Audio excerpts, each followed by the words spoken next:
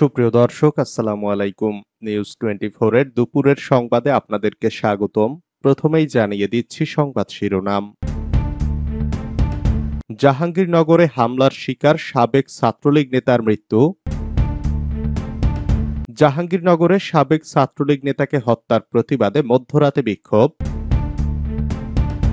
Doctor ইউনূসের সঙ্গে মোদির বৈঠক হচ্ছে না, জানালো ভারতীয় গণমাধ্যম। আল জাজিরার প্রতিবেদন, বিদেশে সাবেক ভূমিমন্ত্রীর ৮,০০০ কোটি টাকার সম্পত্তি। আওয়ামী লীগের প্রেসিডিয়াম সদস্য কাজী জাফরুল্লাহ গ্রেফতার। যাত্রাবাড়ী থানার সাবেক ওসি আবুল হাসান ৭ দিনের রিমান্ডে। এতক্ষণ শুনছিলেন সংবাদ শিরোনাম। পুরো খবর পেতে ভিডিওটি শেষ পর্যন্ত দেখুন। সর্বশেষ সংবাদ পেতে চ্যানেলটি সাবস্ক্রাইব করুন। এবার বিস্তারিত। জাহাঙ্গীরনগরে হামলার শিকার সাবেক ছাত্রলীগ নেতার মৃত্যু। জাহাঙ্গীরনগর বিশ্ববিদ্যালয়ে একদল শিক্ষার্থীর হামলায় আহত বিশ্ববিদ্যালয়ের ছাত্রলীগের সাবেক নেতা শামীম আহমেদ ওরফে শামীম মোল্লা মারা গেছেন। সাভারের গণস্বাস্থ্য সমাজভিত্তিক মেডিকেল কলেজ হাসপাতালে চিকিৎসাধীন অবস্থায় বুধবার রাতে তার মৃত্যু হয়। হাসপাতালে কর্তব্যরত চিকিৎসক ডাক্তার সেলিমুজ্জামান সুজন প্রথম আলোকে এ তথ্য নিশ্চিত করেন। ডাক্তার সেলিমুজ্জামান বলেন, তাকে রাত ৯:১৯টার দিকে হাসপাতালে নিয়ে আসা হয়। আমরা পরীক্ষা করে জানতে পারি উনি মারা গেছেন। মূলত উনি আগেই মারা গিয়েছিলেন। কি কারণে তার মৃত্যু হয়েছে তা ময়না তদন্ত করে নিশ্চিত হওয়া যাবে।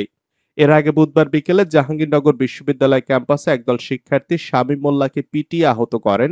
পরে তাকে প্রথমে বিশ্ববিদ্যালয়ের প্রক্টরিয়াল বডি এবং পরে পুলিশের কাছে সোপর্দ করা হয়। বিশ্ববিদ্যালয় সূত্রে জানা যায়, শামীম মোল্লা বিশ্ববিদ্যালয়ের পাশের এলাকায় থাকেন।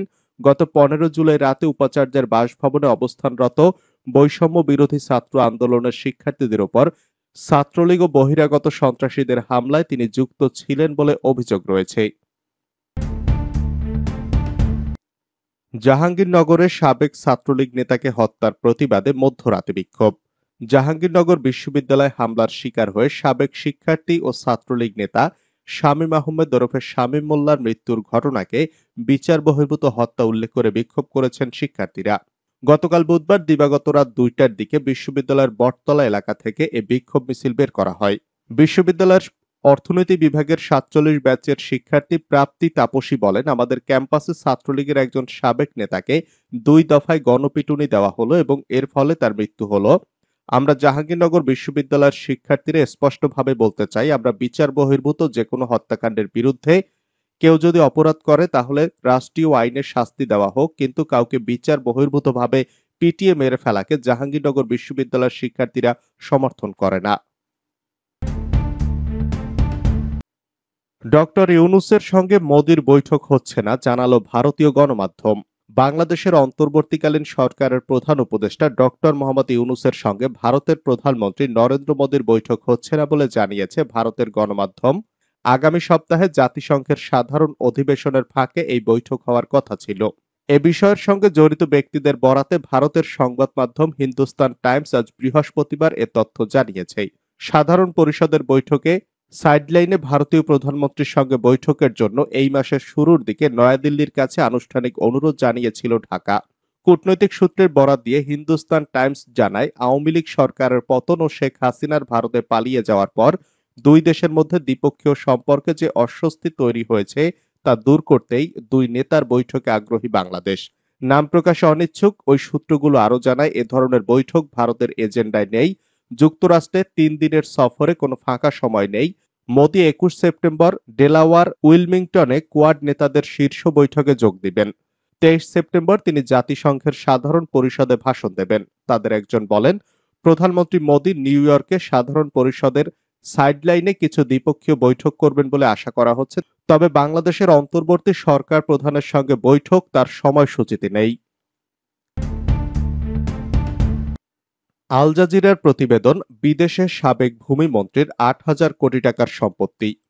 যুক্তরাজ্য সহ অন্যান্য দেশের সম্পদের পাহাড় গড়েছেন ক্ষমতাচ্যুত সাবেক প্রধানমন্ত্রী শেখ হাসিনা সরকারের ভূমিমন্ত্রী সাইফুজ্জামান চৌধুরী। সামান্য সরকারি বেতন পেয়ে বিদেশে কিভাবে সাম্রাজ্য গড়ে তুলেছেন আওয়ামী লীগের সাবেক এই মন্ত্রী তা নিয়ে অনুসন্ধান বের হয়েছে কাতার ভিত্তিক সংবাদ মাধ্যম আল জাজিরা।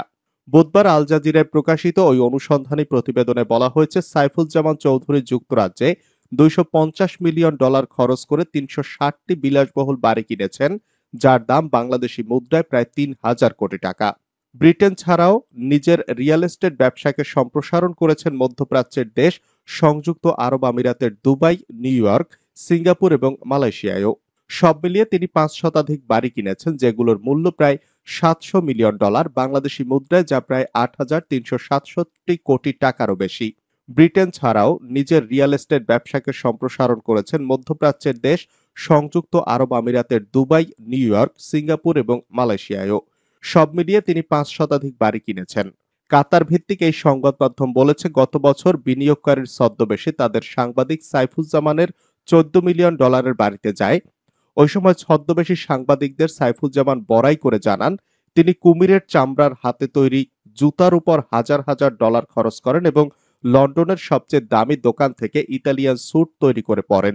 এছাড়া ওই সময় লন্ডনের নিজের বাড়িও ঘুরিয়ে দেখান তিনি, যেটিতে রয়েছে সিনেমা হল, জিম, ব্যক্তিগত এলিভেটর এবং নতুন রোলস রয়েলস গাড়ি রাখার নিরাপদ আন্ডারগ্রাউন্ড পার্কিং এরিয়া। সাইফুজ্জামান যা আল জাজিরার কাছে দাবি করেছেন, যুক্তরাজ্য, যুক্তরাষ্ট্র ও আরব আমিরাতের নিজের বৈধ ব্যবসার মাধ্যমে এ সম্পদ কিনেছেন তিনি। তবে অন্তর্বর্তী সরকার তার বিরুদ্ধে এখন অর্থ পাচারের অভিযোগ এনে তদন্ত শুরু করেছে। ইতোমধ্যে তার ব্যাংক অ্যাকাউন্ট জব্দ এবং তার পরিবারের মালিকানাধীন ইউসিবিএল ব্যাংকের নিয়ন্ত্রণ নিয়েছে। এছাড়া ছাত্র জনতার গণবিপ্লবের মুখে যখন শেখ হাসিনা পালিয়ে ভারতে চলে যান, তখন সাইফুজ্জামানও দেশ ছেড়ে চলে যান। আওয়ামী লীগের প্রেসিডিয়াম সদস্য কাজী জাফরুল্লাহ গ্রেফতার। আওয়ামী লীগের প্রেসিডিয়াম সদস্য কাজী জাফরুল্লাহ গুলশান থেকে গ্রেপ্তার করেছে আইনশৃঙ্খলা বাহিনী। বুধবার দিবাগত রাতে তাকে গ্রেপ্তারের বিষয়টি জানায় আইনশৃঙ্খলা বাহিনী, তবে তাৎক্ষণিকভাবে কোন মামলায় তাকে গ্রেপ্তার করা হয়েছে তা জানা যায়নি। কাজী জাফরুল্লাহ 2001 সালের জাতীয় সংসদ নির্বাচনে আওয়ামী লীগের মনোনয়নে তৎকালীন ফরিদপুর 5 আসন থেকে সংসদ সদস্য নির্বাচিত হয়েছিলেন। যাত্রাবাড়ী থানার সাবেক ওসি আবুল হাসান 7 দিনের রিমান্ডে। রাজধানীর যাত্রাবাড়ী থানার সাবেক ওসি আবুল হাসানের 7 দিনের রিমান্ড মঞ্জুর করেছেন আদালত। বৈষম্য বিরোধী ছাত্র আন্দোলন চলাকালে যাত্রাবাড়ী এলাকায় পুলিশের গুলিতে স্কুল ছাত্র মোহাম্মদ সাকিব হাসান নিহতের ঘটনায় করা মামলায় তার রিমান্ড মঞ্জুর করা হয়। বৃহস্পতিবার তাকে ঢাকার চিফ মেট্রোপলিটন ম্যাজিস্ট্রেট আদালতে হাজির করে পুলিশ। এরপর মামলার তদন্তকারী কর্মকর্তা যাত্রাবাড়ী থানার ইন্সপেক্টর মোজাহিদুল ইসলাম তাকে 10 দিনের রিমান্ডে নিতে আবেদন করেন। আসামি পক্ষের আইনজীবী তার রিমান্ড বাতিল ও জামিন চেয়ে আবেদন করেন। উভয় পক্ষের শুনানি শেষে ঢাকার মেট্রোপলিটন ম্যাজিস্ট্রেট মোহাম্মদ আরিফুর রহমান তার জামিনের আবেদন নামঞ্জুর করে 7 দিনের রিমান্ড মঞ্জুর করেন। যদি আওয়ামী লীগের মতো করি আমাদেরও একই দশা হবে, মন্তব্য মির্জা ফখরুলের। বিএনপির মহাসচিব মির্জা ফখরুল ইসলাম আলমগীর বলেছেন, আমরা যদি আওয়ামী লীগের মতো শুরু করি তাহলে কি আমরা থাকতে পারবো? আমাদেরও একই রকম দশা হবে। বুধবার দুপুরে ঠাকুরগাঁওয়ের হরিপুর উপজেলার ঈদগাঁ মাঠে উপজেলা বিএনপি আয়োজিত জনসভায় মির্জা ফখরুল একথা বলেন। মির্জা ফখরুল বলেন, বিএনপি জামায়াতের নেতাকর্মীদের নির্যাতনের জন্য আওয়ামী লীগ আয়নাঘর বানিয়েছিল। এই ভয়াবহ দানব ফ্যাসিবাদী হাসিনা সরকার 2000 মানুষকে খুন করেছে। গুলিতে কারো হাত চলে গেছে, কারো পা চলে গেছে, কারো মাথার খুলি উড়ে গেছে। আজকে মুক্ত বাতাসে আমরা বাস করছি, কিন্তু মনে রাখবেন সেই পর্যন্তই মুক্ত থাকবে যতদিন আমরা স্বাধীন রাখতে পারবো। আমরা যদি আওয়ামী লীগের মতো শুরু করি তাহলে কি আমরা থাকতে পারবো? আমাদেরও একই রকম দশা হবে। বিএনপি নেতাকর্মীদের কাছে অনুরোধ, আপনারা নিজেদের মানুষের কাছে নিজেকে প্রিয় বানান, কারো উপর অন্যায়, অত্যাচার, নির্যাতন করবেন না। উপস্থিত নেতাকর্মীদের উদ্দেশ্যে মির্জা ফখরুল বলেন, দেশে যে বিজয় অর্জন হয়েছে সেই বিজয় কিন্তু নষ্ট হতে দেবেন না। যে সুযোগ আসছে দেশকে সুস্থ করার, ভালো করার, সেটা যেন না হারাই।